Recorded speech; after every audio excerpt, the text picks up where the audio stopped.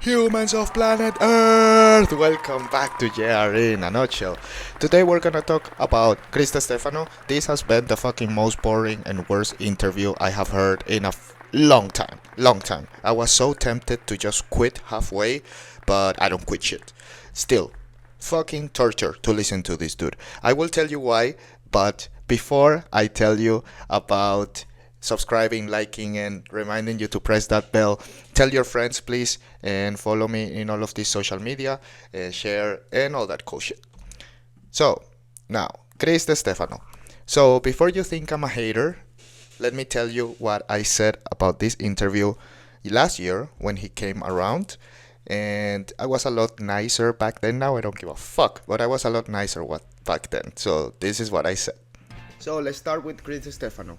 This was a pretty cool interview, quite different from the others. They speak a lot of personal stuff about Chris himself. He talks a lot about his life, his past, Joe also. Chris speaks a lot about himself. What a fucking surprise. And yeah, in case you think I'm still hating, well, let's hear it from Joe himself. You think about yourself a lot. Which is selfish and narcissistic, and I don't like it about myself. What a fucking surprise. He doesn't like this about himself. Well, dude, we don't give a shit, honestly. So I'm not even gonna bother putting, like, you can read all the subjects, but then this guy, despicable, like, really. If you are gonna listen to this interview and you don't give a shit about Chris Distefano, you have to go like 2 hours in, maybe 1:45. Before that, it's just like a fucking psychotherapy session where he's just me. I guarantee you that if we go to the transcript, this guy has said I, me, and myself more than any other guest. This motherfucker, he's like, oh, you know, because the ceiling was blue. And he's like, oh, I remember when I painted my ceiling in blue. Yes, because blue is my favorite color. Everything. Like, Joe couldn't talk about anything because this motherfucker turned it to himself. Annoying as fuck. But we do have a cool quote of the day, and this is for all of the people that believe in the secret, the law of attraction. Mom, mom, listen to this quote, please. So with that in mind, I'm gonna give this guy 2 nuts. And honestly, I was gonna give him 1 just for fucking showing up, but then they spoke about religion and some stuff that ended up being kind of interesting.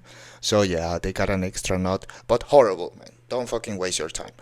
Again, if you're gonna read on the subjects that they spoke about and then go to the exact timestamp, listen to that clip or those 10, 15 minutes, half an hour, whatever. But what a waste of time. What a waste of time.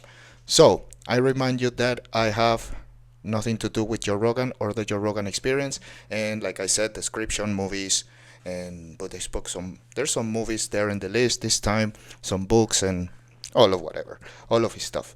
So the quote of the day, don't forget, and I will see you next time. Peace. That's like that whole secret thing. Remember The Secret? Oh, yeah. Where people are like, you just gotta manifest things and they'll happen. No. Have a vision board. Sort of. If you talk to successful people, they'll tell you that they probably did that, but they probably did a lot of things. Right. That's one factor. And people want to pretend, excuse me. People want to pretend that it's insignificant. That's foolish. It is a factor. But the people who want to pretend that it's the whole thing, that's foolish as well. Because you can't just manifest things. I remember we were at the Comedy Store once, and there was this lady that came to the store who was a friend of one of the comics. And she was telling me that she is following The Secret. She's like, I have The Secret now, and now I know that I'm going to be married to the person that I love, and I'm going to have an amazing career, and all these different things. As I go, so you're confident in this? You're like, sure. I think this was, I don't know if I had seen the movie yet. Because I remember when I saw the movie, I was like, whoa, these people are out of their fucking minds. I was like, there's a lot more to it, kids, than just this. Right. Like this, you can't have a bunch of people just thinking they're going to manifest themselves being a rock star. It's going to happen. I'm going to make it happen. Like, no, there's a lot of things you have to do. Right. There's a lot of work involved, a lot of like learning. Yeah. You got to like make mistakes and recover from those mistakes and do better and write better stuff and perform better and get better at and you have to do stuff that people actually enjoy. So what do people enjoy about my work? What is it? What am I missing that other people have? There's a lot that goes on. It's not just I want to be a rock star. I'm going to make it happen. So this lady was telling this to me, and this was the only time I'd ever met her. But we were all hanging out in the back of the Comedy Store, so she was out there for a couple hours, right? So then I saw her again, like a year, 2 years later.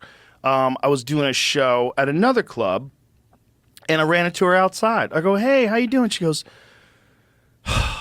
"Last time we talked about The Secret," and she goes, "It's not been working." She's like, "I don't understand. My father is like her father was like messing up her life. Like I don't know what was going on." And she's like, "And I haven't found that relationship, and my career isn't going well." And we had like a very brief conversation. I was like, "Damn, Yeah. good to see you. Bye." Yeah. And I was leaving, and I was gone. And then I remember thinking, like, people that thought that way, that really believe, you can hear that from a successful person. I just knew, I had a vision, I stuck with that vision, I made it happen. So there was a lot of people running around during these days, like the early 2000s, that had this thing in their head Yeah. that they could manifest a reality.